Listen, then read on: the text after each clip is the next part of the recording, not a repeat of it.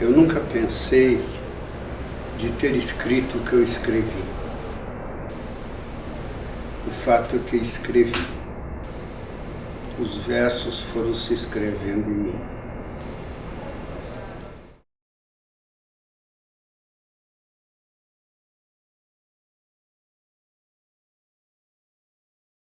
Me lembro da minha infância, porque a infância, dizia Baudelaire, é algo que nós vamos recuperando e algo que também nos recupera, porque a palavra é infância reencontrada.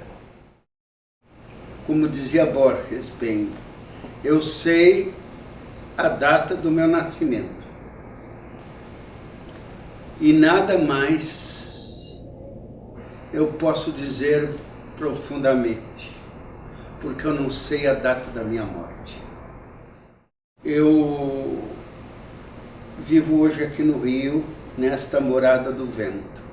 E é o vento, o velho companheiro, aquele mesmo minuano que eu conheci na infância e que sempre me reconhece e que está presente nos meus poemas e que estava também em Érico Veríssimo e está em todo homem do Pampa acostumado a olhar o horizonte e sentir o vibrar do vento.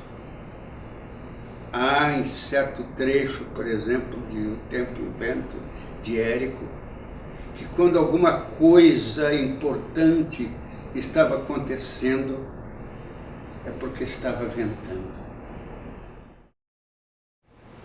Eu tive uma infância solitária. Talvez porque a minha natureza era de estar sozinho para poder estar com todo. Eu me abeirava dos livros e tinha certa dificuldade nas coisas práticas.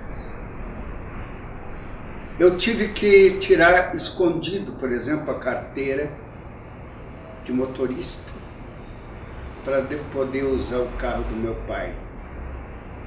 Porque não acreditavam que eu pudesse dirigir um carro.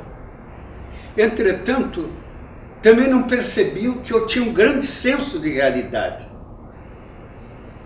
Mas, muito cedo, já na época do Célices, meu primeiro livro,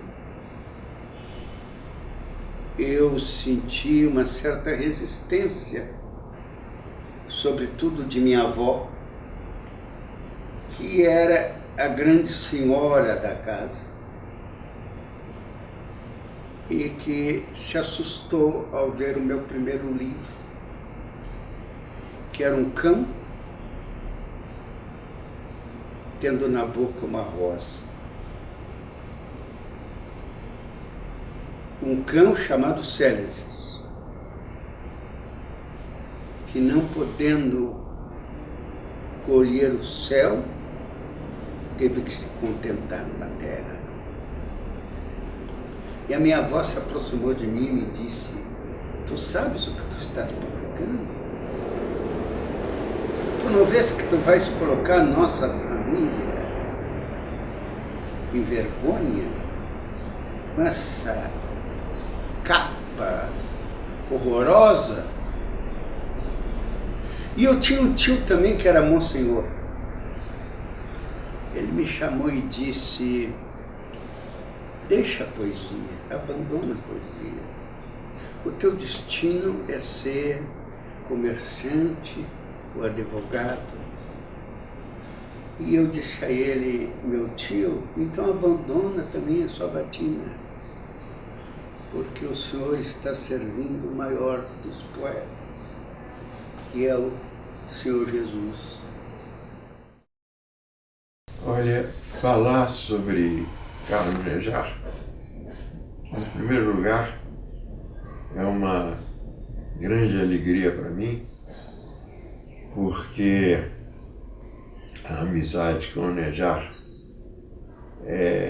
diante da academia, como aconteceu com outros confrades, pessoas que eu já conhecia, e passei a conviver mais intensamente na casa de Machado de Assis. O Nejar, como eu, pertence à geração de 60. É uma geração problemática porque ela não tinha um ideário muito definido e nunca divulgou nenhuma plataforma estética. Quer dizer, os poetas desse período, eles se opõem um pouco àquele formalismo rígido da geração de 45 e são, sobretudo, herdeiros da grande poesia que começou a se escrever no país na década de 30. Inclusive, marca a estreia de alguns grandes poetas brasileiros, como é o caso de Carlos Drummond de Andrade, Murilo Mendes, Vinícius de Moraes e a própria Cecília Meirelles, porque ela repudiava o que havia escrito em 1918 e 1925. Então, como integrante dessa geração, eu acompanhei muitos poetas, a produção de muitos poetas, inclusive, né, a do Nejar. Agora, curiosamente, o primeiro livro de Nejar, que é de 1960, não é um livro de poemas. Sileses é uma coletânea de contos. E o Nejar viria, posteriormente, a publicar novos contos, que ele tem também uma trajetória de ficcionista. Inclusive, recentemente, publicou Os Contos Inefáveis, não é?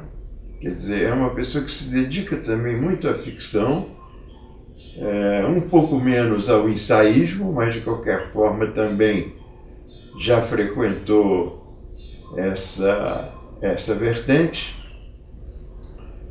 E o poeta é um dos poetas mais opulentos da literatura brasileira. Opulento porque tem hoje uma produção poética imensa. Quer dizer, eu, inclusive, assim, de cabeça, eu seria incapaz de me lembrar de todos os livros que Carlos Nejar publicou. Mas, por exemplo, a partir de Danações, O Poço e o Calabouço, o Nejar assume um papel de grande protagonismo na poesia brasileira. Quer dizer, essas primeiras obras são publicadas no Rio Grande do Sul e depois Nejar começa a publicar no Rio de Janeiro, porque ele despertou a atenção daquele grande editor da Nova Fronteira, que é o Sena Madureira, por quem eu também fui muito editado. Mas então o Sena Madureira tem um papel de relevância no reconhecimento de Carlos Nejar como poeta de primeira linha. Isso é muito importante para qualquer um de nós, né? Dispor de um editor que acredita na gente e que publica os nossos livros. Porque publicar poesia, como você sabe, é muito difícil e mais difícil ainda encontrar leitores da nossa poesia.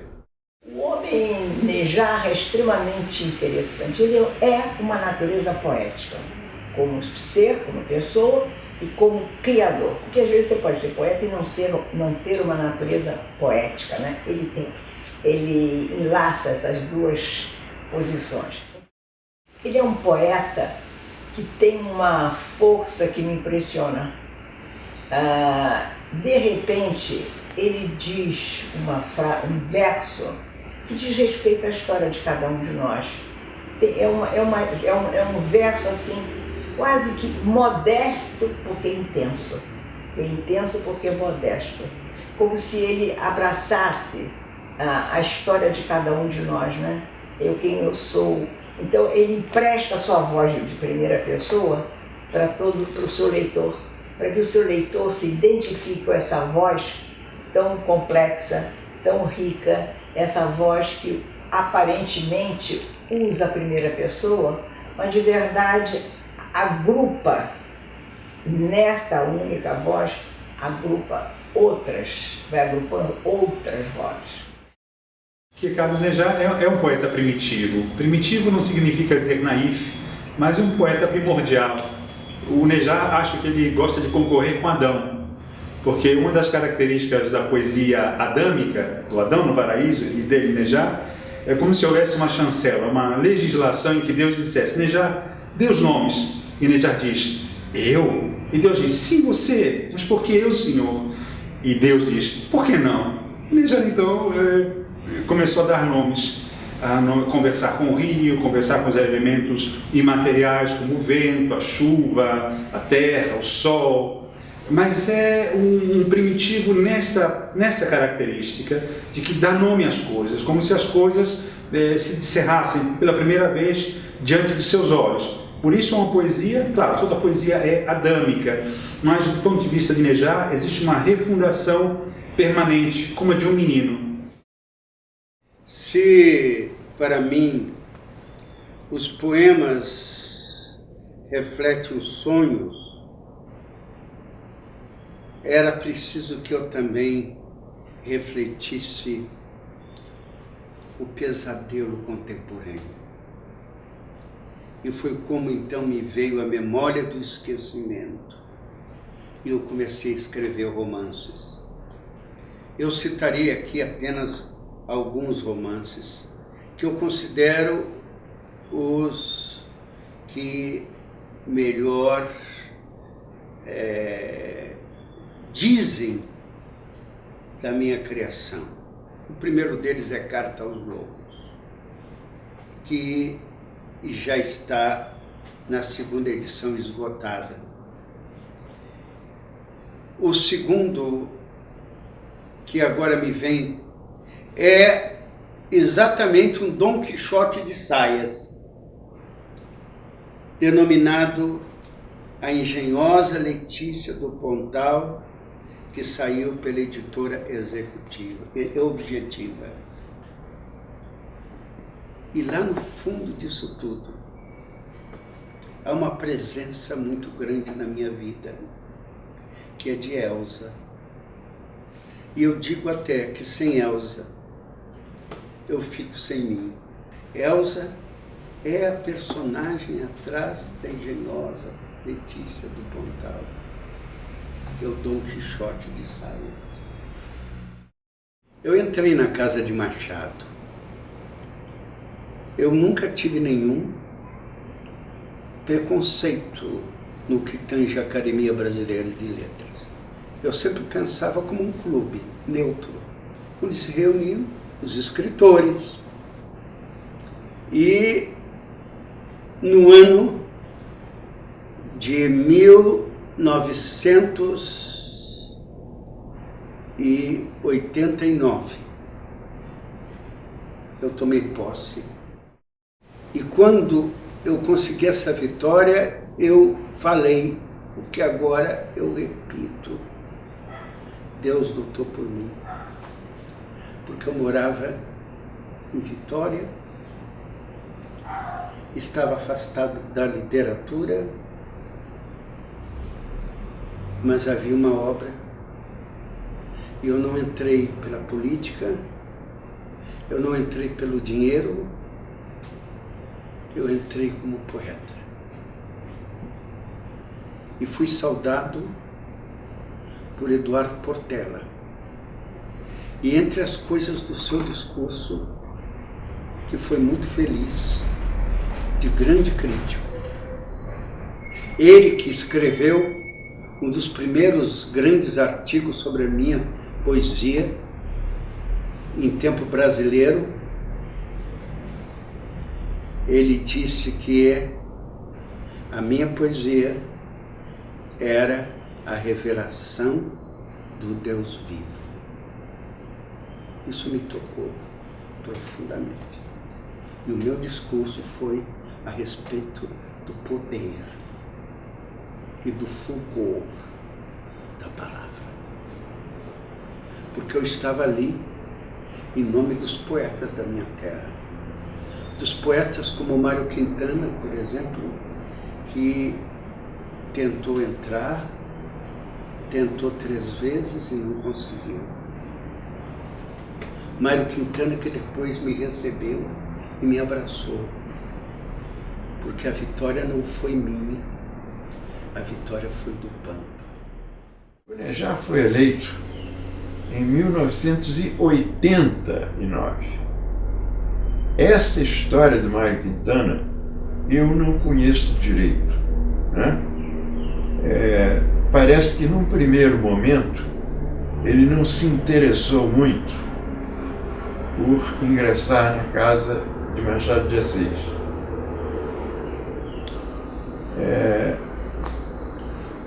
Mas até onde essa atitude do Mário Quintana tem algo a ver com o Nejar é que eu não estou entendendo muito bem, porque o Mário Quintana ameaçou aquela candidatura e a última vez que ele se candidata e é derrotado por Eduardo Portela é 1980, quer dizer, muito antes do Carlos Nejar ser eleito, 10 anos depois. E parece que nessa eleição que ele disputou com Portela, por causa de certos acontecimentos anteriores que eu não conheço muito bem, ele perdeu muitos votos que normalmente teria. De maneira que nessa eleição o Portela teve 30 votos e o Quintana teve apenas 6. E a partir daí ele desistiu definitivamente da Academia Brasileira de Letras, o que eu acho uma pena, porque a nossa academia é uma academia basicamente ecumênica. O ideal é que tenha gente de todos os lugares do Brasil. E o Quintana seria uma das maiores expressões da poesia gaúcha. Mário Quintana se candidatou à academia, fez a campanha que devia, ele era protegido, entre aspas, pelo Viana Mug, mas ele disputou a eleição contra Carlos Castelo Branco, que, vocês sabem, foi um dos maiores cronistas políticos do nosso país de todos os tempos, e tinha a simpatia generalizada da academia. Então Mário Quintana foi derrotado, ele não gostou. Tentou uma segunda vez e a campanha, na minha opinião, foi mal conduzida. E lá há minúcias, há pormenores que são fundamentais para que o poeta ou o escritor se eleja. E faltou um pouco de cuidado na campanha política de Mário Quintana e ele foi derrotado novamente. Bom, aí ele ficou uma fera. E eu mesmo estive com ele uma vez na casa do acadêmico, saudoso acadêmico Carlos Chagas Filho, e nós conversamos muito na presença da sobrinha dele a respeito da vida e a respeito da própria academia que ele ambicionava. Mas ficou da tentativa dele, no espírito do nosso querido e saudoso presidente Austregerson de Ataíde, a ideia de que a academia tinha ficado devendo ao Rio Grande do Sul a presença de um poeta, e esse poeta deveria ser Mário Quintana. Então surgiu uma vaga e o Ataíde me chamou, meu filhote, como ele me chamava. Você se dá com o Mário Quintana? Eu disse, não me dou, mas conheço. Então você está autorizado por mim a procurar por ele e dizer que ele vai entrar por unanimidade na Academia Brasileira de Letras. Eu disse, uma tarefa difícil, mas de toda maneira eu conhecia e é meu amigo de muitos anos, o Edgar Valal Júnior, que foi diretor da Manchete no Rio Grande do Sul durante muitos anos, e telefonei para ele e disse, Valal, você se dá com o Quintana muito? Então você vai lá falar com ele e diz que o Austregelos de Ataíde mandou que ele enviasse uma carta, porque agora ele ia entrar por unanimidade na academia.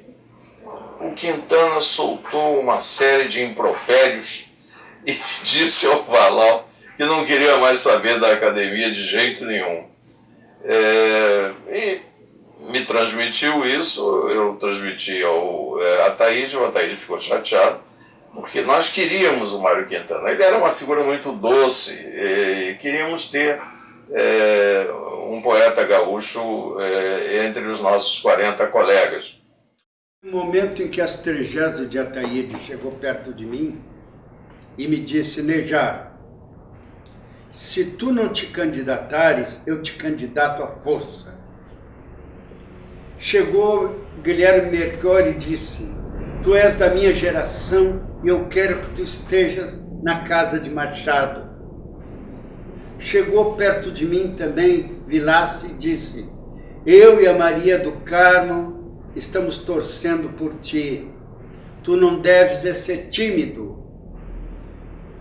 Eu sei que naquele dia eu saí com a certeza de que eu tinha que me candidatar e no dia seguinte eu entrei com o requerimento. E na primeira semana eu já tinha a maioria a meu favor. Conversei com João Cabral, disse que me apoiava. Raquel guerreou por mim. Eduardo Portela lutou por mim. Vários outros guerrearam a meu favor. E houve, no correr da minha eleição, uma tentativa de me tolher. E eu vou citar um nome, porque essa pessoa foi tão importante na minha vida, escreveu tantas coisas a meu respeito, com generosidade. Mas quando eu estava concorrendo, ele estava apoiando um outro candidato, que é o Antônio Aires. Antônio me telefonou e me disse, Nejar, nós queremos colocar no teu lugar o poeta Mário Quintana. Eu disse para ele, tu podes ser até uma águia e eu ser um pássaro de aves rasteiras. Mas eu, antes de entrar nessa contenda, eu procurei Mário Quintana, que é meu amigo, e ele me disse, francamente, que jamais iria concorrer. Mas se ele quiser entrar agora, que eu já tenho a maioria dos votos, que ele venha, que eu estou acostumado à batalha, porque a minha palavra é como a espada de Toledo, onde existe a seguinte inscrição, não me desembainhe sem razão, e não me embainhe sem honra. Nejar tem uma voz singular. Ele não se insere em nenhuma corrente aplaudida e reconhecida. Ele não faz parte da pátria de alguns escritores que têm seus discípulos, seus epígonos, não. Não, o Nejar é muito ele. Tem uma dicção própria, singular, e que você quase pode distinguir ao lê-lo, antes de ver a assinatura dele. inclusive um toque de eloquência, uma voz assim, às vezes desabrida, temerária, e às vezes uma voz que fala baixo, que murmura, como se pedisse dispensa a Deus de falar tanto, por ter falado tanto, né? Agora, e isso é um grande mérito, porque a literatura, a poesia brasileira foi dominada por certas vozes poderosas por muito tempo, e todo mundo corre o risco de ser filho de alguma dessas vozes, né? E o Nejar não, Nejar porque talvez porque veio lá do sul, gaúcho, né? Tem misturas árabes, ele tem mistura árabes também, ele tem uma poesia que às vezes é muito narrativa, como se contasse uma história, né? Como se ele fora narrador. Nejar tem uma relação importante com a Península Ibérica, seja por uma relação profunda de ascendentes e descendentes. Nejar se considera ibérico, mas ao mesmo tempo ele abraça uma Ibéria mais intensa, mais profunda, que é o mundo árabe também, o mundo arabizante, meio oriental. Se o Cid Campeador e o Quixote, de algum modo, estão profundamente ligados a essa geografia, a geografia hispânica, ao mesmo tempo relacionada aos mouros, de alguma forma, há em Nejar uma perspectiva que a gente pode considerar quixotesca nesse sentido geográfico preciso e nesse cenário dentro do qual ele se move.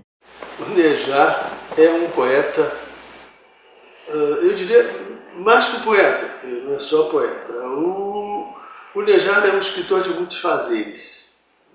Ele é romancista, ensaísta, tradutor, autor de livros infanto-juvenis, mas ele é, sobretudo, poeta. E é o poeta da gente e da terra pampiana. Mas isso diz pouco, porque sendo poeta da gente e da terra pampiana, ele é também um poeta da humanidade. E isso também ainda diz pouco, porque se um poeta não souber trabalhar esses espaços universais da nossa humana condição, a sua poesia não é tão representativa. Não é o caso de Carlos Nejar. A sua poesia trabalha na linguagem a recriação da realidade do seu convívio, da realidade do seu tempo, da nossa realidade contemporânea. E ele tem um trato muito próximo e muito bom com a palavra. Nejar é um cultor da palavra no melhor sentido. E é um dos raros escritores, não é tão simples assim, que consegue ter a realidade na palavra. Quer dizer, ele recria no trabalho da linguagem a realidade, buscando nela as suas dimensões humanas e universais. Também nesse mistério ele é um grande cultor da palavra, mas um grande cultor das imagens com que ele trabalha essa língua portuguesa. E essas imagens são marcadas de singularidade.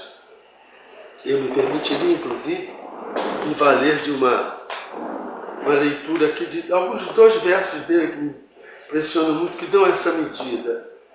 No fundo, a cada passo do menino e do homem que se esconde nele, e que ele apresenta na sua poesia, deixa fluir na sua poesia, ele marca muito a inexorabilidade do tempo. Ele é um preocupado, a sua poesia revela essa preocupação com a inexorabilidade do tempo. E é dele essa manifestação aqui em verso. Viver é ir convalescendo as coisas. E não nos socorre, nesse convalescer das coisas, aspas para planejar de novo, agarrar o amor e os suspensórios. Se o amor remói tamanha argila de nuvens manhas, não tira da palavra coisa alguma que não seja bruma. Eu tive um convívio com muitos escritores, os mais antigos, como Drummond, que eu visitei várias vezes e me escreveu cartas importantes, me estimulando sobre as minhas criações. Quando eu publiquei Danações, Ordenações, vieram minhas cartas com aquela letra bem desenhada de Drummond.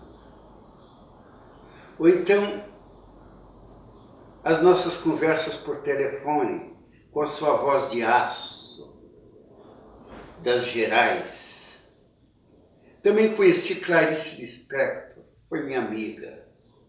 Dela eu recebi, quando em Porto Alegre,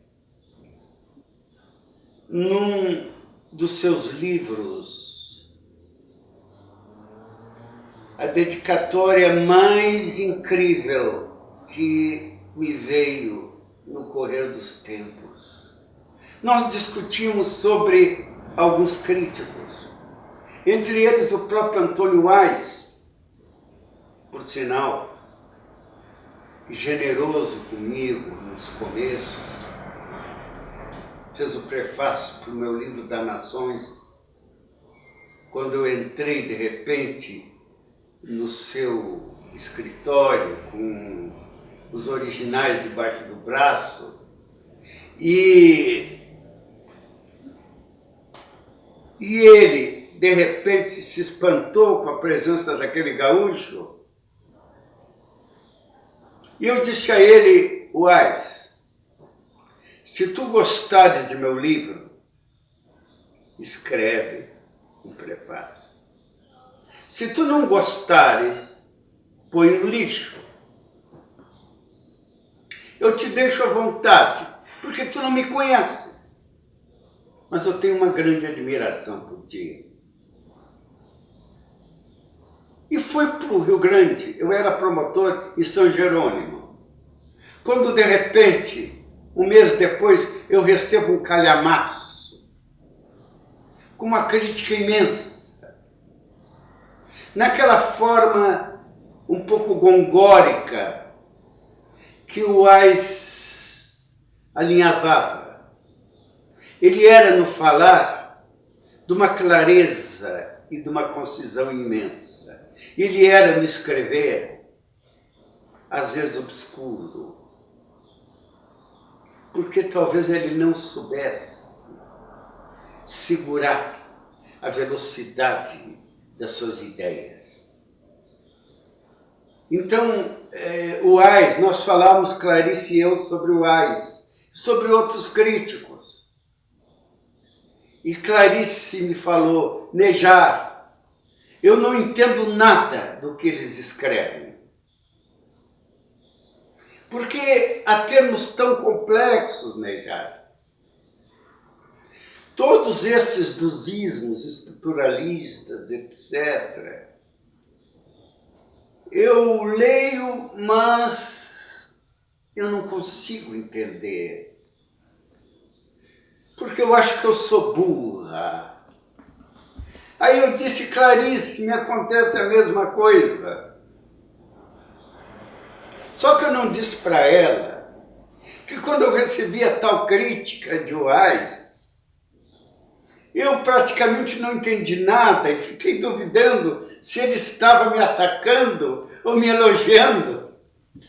Depois eu percebi que era uma crítica altamente elogiativa. E aí eu disse para Clarice: Clarice, eu também, me acontece a mesma coisa.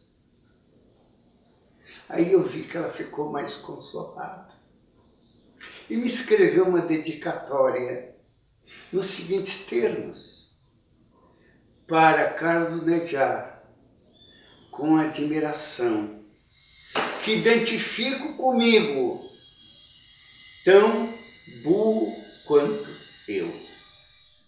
E um dia estou andando pela rua da praia e vejo uma figura assim de bonezinho, caminhando calmamente, parecia assim um senhor feudal, um barão naquela já, o Nejar já tinha assim aquela barriga que denota uma certa prosperidade.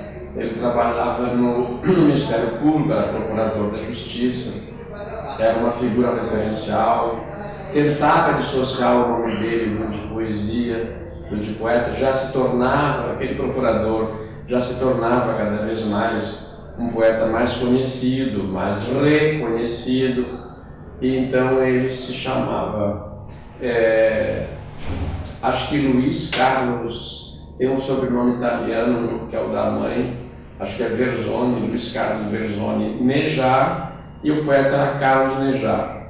Até que um dia, num júri, o advogado de defesa lá de um acusado denunciou, assim como se estivessem denegrindo Nejar, que ele era o poeta Carlos Nejar. E todo mundo saiu daquele fórum ainda mais admirado daquele promotor, que o tiro saiu pela culatra.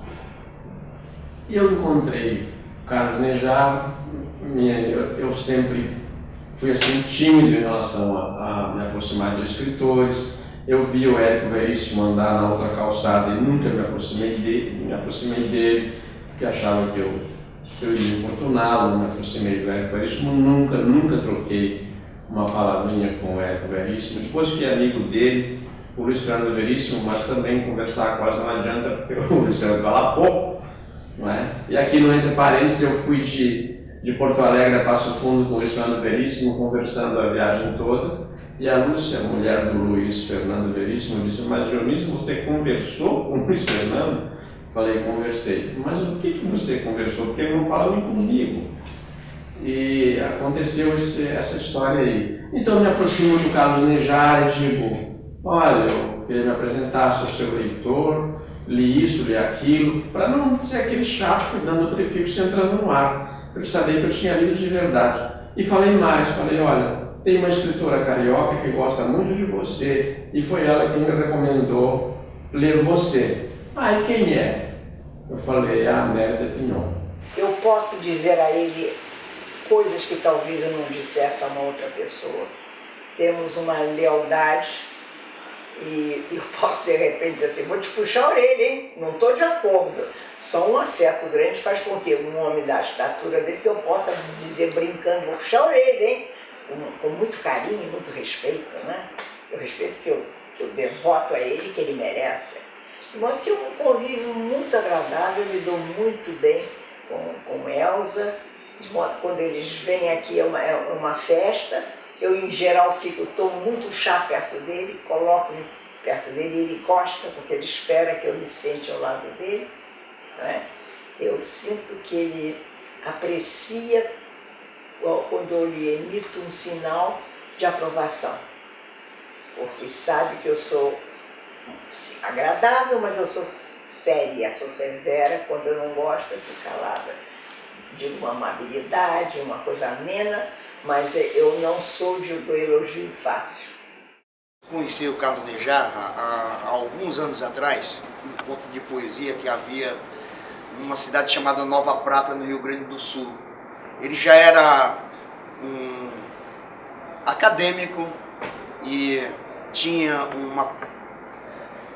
uma parte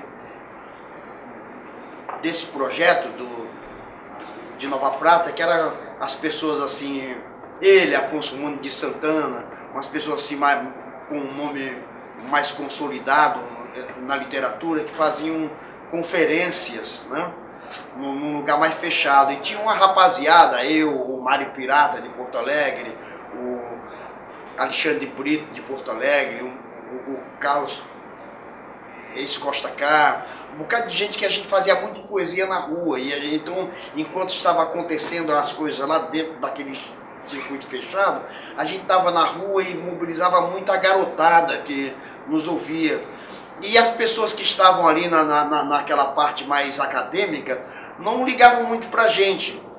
Agora, tinha uma pessoa que saía do que estava acontecendo oficialmente e vinha pra rua para nos ouvir. Às vezes dizia até poesia junto conosco, e essa pessoa era o Carlos Nejar. Ele ficava assim muito atento no que a jovem poesia trazia. Ele era a pessoa interessada na renovação, nessas coisas assim. Então, poxa, eu ficava muito emocionado porque eu admirava muito. Ele é uma pessoa de uma retórica. Você ouviu o Carlos Nejar fazendo uma conferência, fazendo um recital, era uma coisa de hipnotizar. Ele tem uma voz muito forte, ele envolve a coisa inteira, né? Então eu ficava muito atento no que ele falava, e quando ele vinha nos ouvir na rua também, eu achava isso maravilhoso. Eu sou uma espécie de Dom Quixote, um Dom Quixote dos Pampas. E se eu pudesse escolher um lema, eu escolheria um que eu coloquei de epígrafe na Casa dos Arreios, que diz assim: meus arreios são as armas, meu descanso o pelejar. Porque eu não conheço na minha vida outra coisa senão perseverança, obstinação, estudo, busca, trabalho. É verdade que os poemas me nascem, mas também é verdade que eles são trabalhados. Porque não basta o que Lorca dizia, que tinha fogo nas suas mãos. É preciso que este fogo se cristalize em diamante. O poema é o diamante. E ele precisa durar, porque a palavra é o que dura. Mas há um aspecto importante da poética de Nejar, hoje poucas vezes lembrada, que é a perspectiva política, sobretudo a perspectiva de um Brasil exilado e de uma retomada de uma crítica que está fundamentando uma parte muito válida da obra de Nejar, que é uma relação quase que inspirada um pouco em Mayakovsky, e que ele fala da pátria, ele pensa a construção dessa pátria, fala das vigias, das escutas, fala de uma espécie de regressão ao útero de uma pátria, de uma terra fundamental. Esse é o Nejar, hoje, por exemplo, extremamente atual, diante dos conflitos da sociedade política no Brasil e dos desafios de um diálogo e da injustiça social. É importante que se diga sempre essas duas formas. De um lado, o diálogo, obviamente, mas apenas diálogo fica muito abstrato, é preciso dizer injustiça social para que o diálogo ganhe um contorno verdadeiro. A poética de Nejar também dispõe de elementos políticos, proféticos. E talvez nisso também um pouco de Quixote esteja em Nejar. A condição de poeta, nos nossos dias, já confere a Nejar a sua proximidade com a figura do Quixote. Porque o Quixote é a simbologia do idealismo, de uma perspectiva ideal de vida, de uma busca de deshacer los entuertos e dar ajuda a las viudas e a los desamparados, como está no original de Cervantes. É aquele herói que sai em busca não da aventura, mas em busca da correção das injustiças e dos agravos. O Nejar tem essa dimensão idealista, não centrada, obviamente, nos mesmos objetivos imediatos do Quixote, mas essa dimensão idealista de tentar traduzir na poesia, né, as angústias do nosso tempo, as questões do nosso tempo e muito daquilo que eu chamaria a gauchidade, né, ou a pampeaneidade, se eu posso usar o neologismo, que eu acredito que seja muito grato a ele. E é uma pessoa permanentemente dedicada ao mistério do fazer o poema, do escrever, ao mistério de escrever, à função de escritor. Nesse sentido, eu vejo alguma aproximação, possivelmente um mergulho na sua obra, um mergulho no trabalho que ele faz, nas mensagens que os seus poemas trazem, ou permitem que o leitor encontre neles.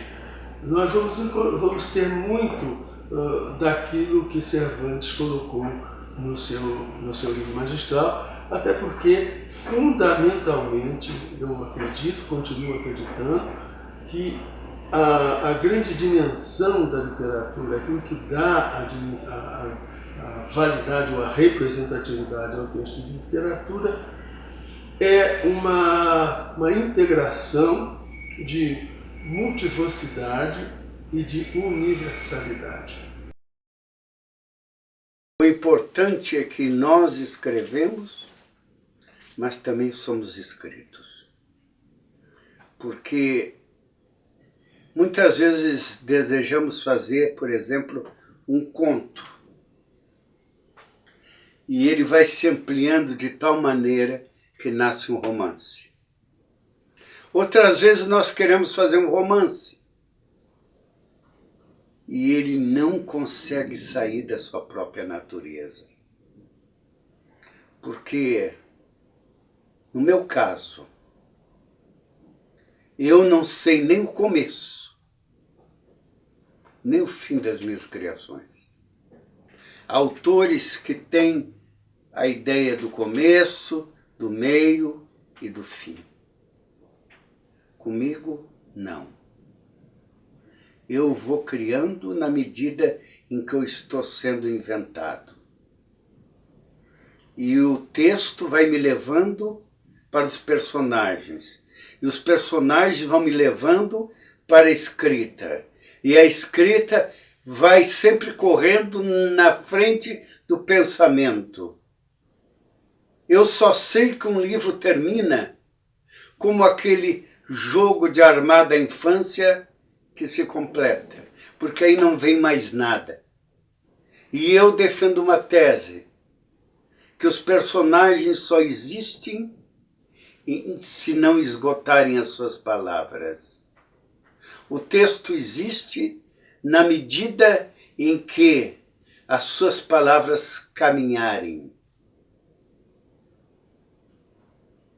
Nós estamos sujeitos à palavra, e ela que nos ilumina, porque o Espírito é palavra. E o Espírito, como dizia Goethe, está ligado ao movimento do sangue. O sangue é Espírito. E é uma coisa também curiosa,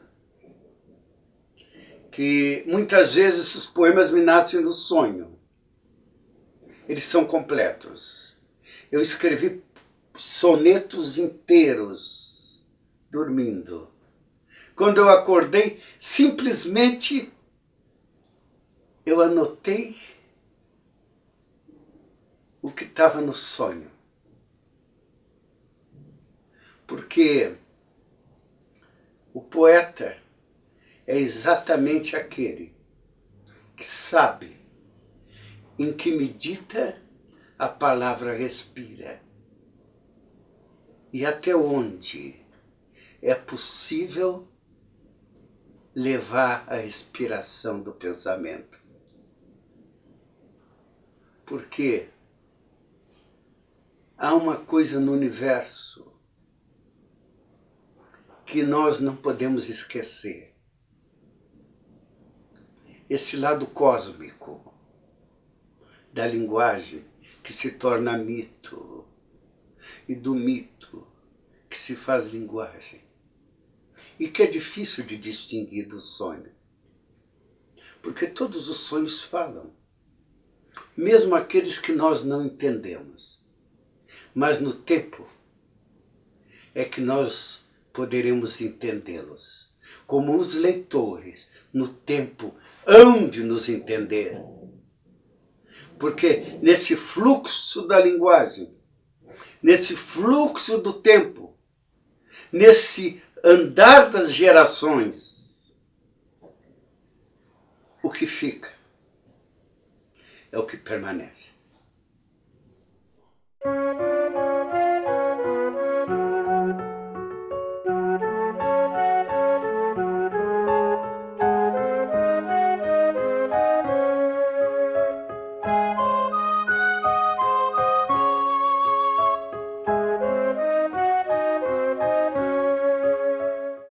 mas eu quero falar de uma experiência.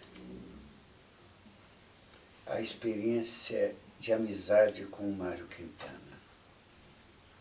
Ele escreveu, aliás, um poema dedicado a mim, a respeito do apóstolo das gentes.